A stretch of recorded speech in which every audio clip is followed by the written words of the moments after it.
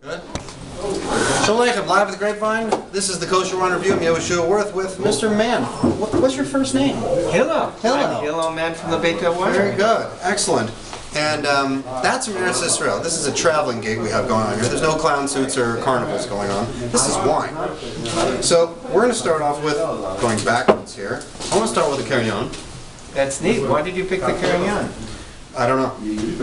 That's great. You know that you don't know. It just felt like the right one to pour. Okay, so this particular wine, tell us about the vineyard, tell us why you chose Carignan, and tell us where is Beit El? Beit El is 10 miles north, directly north of the Temple Mount.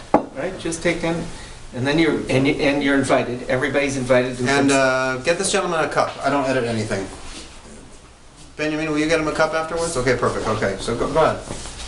It's 10 miles north of Beit El. Yeah. That's where it is. Of Yerushalayim, yeah. Beit El is 10 miles north of Yerushalayim, right? You're gonna like that. Anyway, so okay.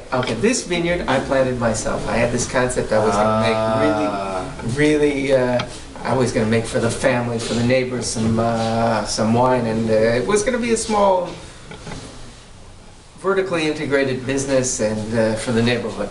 And then I learned that we're making something that isn't appropriate for the neighborhood. It's appropriate to sell in your store. Mm-hmm. Well, I'll call myself a cousin because I want to drink your family wine. Well, anybody who's drinking it should feel, first of all, part of the family, because we're all part of the family. And besides that, what's really neat about this is fruits from the land of Israel. That's massive fruit. It's great fruit from the land of Israel, and it's all the mitzvot that have been that involved. That's one of the reasons that involved in living in the land of Israel. I'm involved with because I'm a farmer in the land of Israel. It's kind of funky. This grape. It's like it's like someone stuck a tropical fruit inside of a wild dark berry. Very. The nose is just. It's powerful and explosive and. Listen, kind of exotic and flower nectary as well. People use those terms to describe it. Because that's what I'm smelling. Okay, fine, but then people ask me, do you really put tropical fruits in your wine? No, not at all. Not at all. These are just grapes. Yep. This is really neat. I made this wine out of grapes. It's too bad that you can't record the smell, because that would make I know, isn't that amazing? That would be perfect. How long has this been in wood? This has been aged in stainless steel with staves, without staves. Yeah. It's not been in barrels. Anything. Well, those staves are good wood then.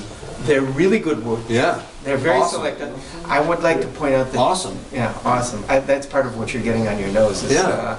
Like wine is actually a very complicated liquid with all the big, neat organic molecules in there, and they're going up into your nose. Most of what you taste in life is really what you're smelling.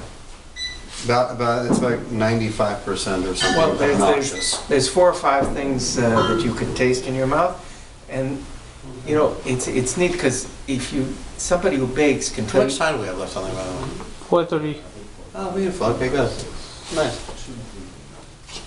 Somebody who bakes, if you give them cinnamon, you can't tell them that it's clove, and the other way around, right? Right. They smell vanilla and they know what vanilla is. Correct. Somebody who doesn't do that, they don't recognize that. Correct. So you use terms to describe specific characteristics here. Using the most familiar things that I can recognize when smelling them. Okay, so vanilla is. I'm not saying some. There's how should I say a desert soil from Death Valley in California. That's going a little obscure. Look, some of the dirt, chocolate, red fruit. I try working with a vocabulary that should be familiar to half of the masses. I'll say. Look, what I'm trying to say is. it's got to make you happy. It's Oh, making yeah. you happy? Oh, very. Oh, you see, I love he's happy. I love You saw smelling. it? You saw it? Yeah, that's a lot That's of why I said I want to be your cousin right away, because you said you're making family wine. Yep. Well, as a matter of fact, you're invited. We have a policy.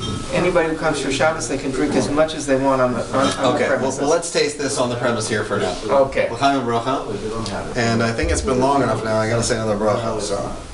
All right. Baruch Adonai Borei Pri Hagafen. Amen.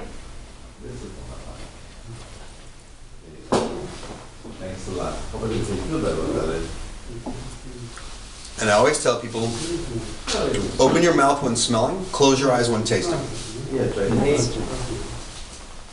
Depends who you're with. Maybe you should always close your eyes. Because otherwise, what happens is we're looking at a label and imagining what it should be or could be, a color, what it should be or could be. The color is really influential.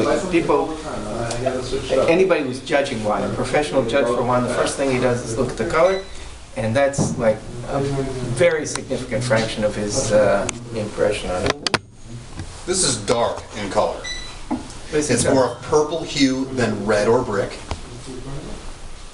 well, the redness is both a function of the pH and a function of the age, because when it gets the brownish, it's been oxidized. Unless you're starting with Pinot Noir. And you can start with a little more of a bricky red, not so purpley, and at least in my experience of looking at multiple Pinot Noirs. Well, Pinot, look, wine in general, Yeah. people come in and try Cabernet. Right now we're starting with the Carignan. Yes, specifically. That's something really neat. People have had enough Cabernet. I mean, not everybody. Most of the store is Cabernet, and people are going to continue buying most of the Cabernet. But what's really neat here is somebody says, I want to try something different. This is fun. This is a fun wine. It's a fruity wine. It smells good wine. Since we're getting really rootsy and basic. Roots. You can't get anything more rootsy than basic than the land of Israel. That's pretty old. L'chaim. L'chaim. So May we drink more together. May we Always. celebrate the soil that these fruits come out of. And may complexity not be a fear, but something that we can open up simply, whether tasting, smelling, or sharing with friends. Go ahead. Thank you for being here. Hillel. Mama? Man.